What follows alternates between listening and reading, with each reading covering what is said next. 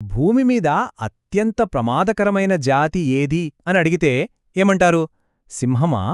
Shark? కాని అసలు సమాధానం వింటే మనందరికీ కొంచెం ఆశ్చర్యంగా, బహుశా కాస్త ఇబ్బందిగా కూడా అనిపించొచ్చు. మనం చర్చిస్తున్న ఈ అంశానికి సంబంధించి వచ్చిన ఈ ఒక్క వాక్యంతోనే మొదలుపెడదాం. చూడండి, ఎంత పవర్ఫుల్ స్టేట్మెంటో. జీవశాస్త్ర చరిత్రలోనే అత్యంత ప్రాణాంతకమైన జాతిగా మనం ఒక అనుమానాస్పదమైన గుర్తింపు పొందాం.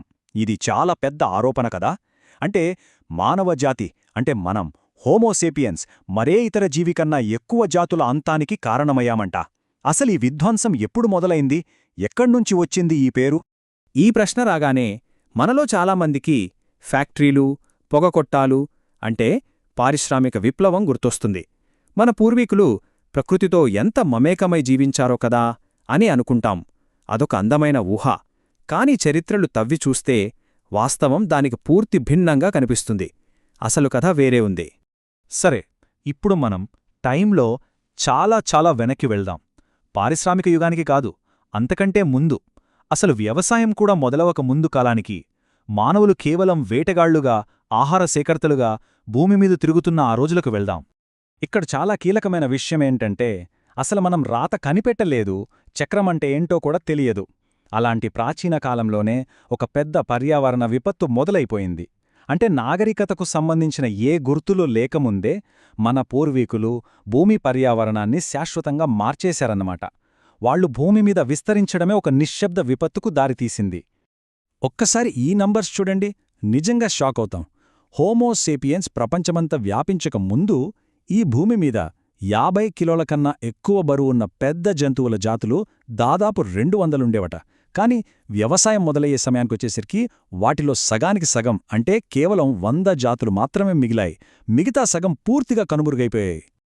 ఈ వినాశనం ఎంత పాతదో అర్థం చేసుకోవడానికి ఈ టైమ్లైన్ చూడండి. మనుషులు భూమి అంతటా విస్తరించారు, భారీ జంతువుల్లో సగం అంతరించిపోయాయి.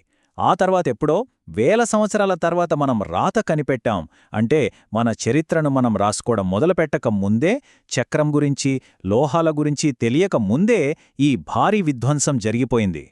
మనం కోల్పోయింది కేవలం నంబర్స్ కాదు, అద్భుతమైన భారీ జీవుల్ని. ఒక్కసారి ఊహించుకోండి, 6 మీటర్ల ఎత్తు, అంటే దాదాపు ఒక జిరాఫీ అంత ఎత్తు ఉండే జైంట్ గ్రౌండ్ స్లాత్, లేదా ఒక వోక్స్వ్యాగన్ బీటిల్ కార్ సైజులో ఉండే గ్లిప్టోడాన్ అనే ఒక పెద్ద ఆర్మడిల్లో. ఇవన్నీ ఒకప్పుడు మన భూమిమీదే స్వేచ్ఛగా తిరిగేవి. ఇప్పుడు లేవు. సరే, అది మొదటి దశ. అందులో ప్రధాన భూభాగాల్లోని పెద్ద జంతువులు అంతరించిపోయాయి. ఇక రెండో దశ. ఇది వ్యవసాయం వ్యాప్తి చెందడంతో పాటు మొదలైంది. ఇది మొదటి దశలా ప్రపంచమంతటా కాకుండా కొన్ని ప్రాంతాలకే పరిమితమైన దాని విధ్వంసం ఏమాత్రం తక్కువ కాదు. ప్రపంచవ్యాప్తంగా వేలాది ద్వీపాల్లోని పురావస్తు ఆధారాలు చూస్తే ఒకే విషాదకరమైన కథ మళ్లీ కనిపిస్తుంది. మొదటి స్టెప్, లక్షల సంవత్సరాలుగా బయట ప్రపంచంతో సంబంధం లేకుండా ఒక ప్రత్యేకమైన పర్యావరణ వ్యవస్థ అక్కడ అభివృద్ధి చెందుతుంది. రెండో స్టెప్, అక్కడికి మొదటిసారిగా మనుషులు అడుగుపెడతారు.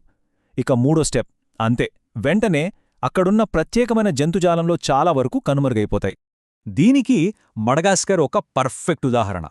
సుమారు 1500 ఏళ్ల క్రితం మనుషులక్కడికి వెళ్లారు.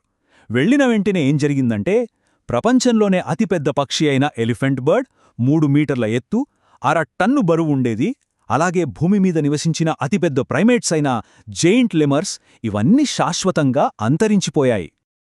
ఇది కేవలం మడగాస్కర్ కథ మాత్రమే కాదు.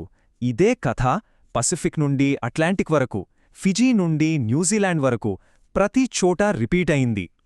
పాలినేషియన్ రైతులు పసిఫిక్ మహాసముద్రంలో విస్తరిస్తున్నప్పుడు వాళ్లు అడుగుపెట్టిన ప్రతి ద్వీపంలో 100ల కొద్దీ జాతులు అంతరించిపోయాయి. ఇది నిజంగా ప్రపంచవ్యాప్త విషాదం. విషయం ఇంకా స్పష్టంగా అర్థం కావాలంటే మడగాస్కర్ను, గాలాపాగోస్ దీవులను పోల్చి చూద్దాం. గాలాపాగోస్లోకి 19వ శతాబ్దం వరకు మనుషులు వెళ్లలేదు. అందుకే అక్కడి జెయింట్ తాబేళ్లులాంటి ప్రత్యేకమైన జీవులు ఆధునిక కాలం వరకు బతికాయి. కాని మడగాస్కర్లో 1500 ఏళ్ల క్రితమే అంతరించిపోయాయి.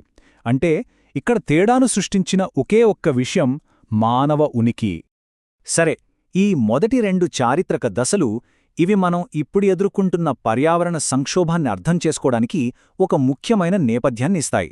ఎందుకంటే పారిశ్రామిక కార్యకలాపాలు ఇప్పుడు 3వ దశను నడిపిస్తున్నాయి. బహుశా ఇదే చివరి దశ కూడా కావచ్చు.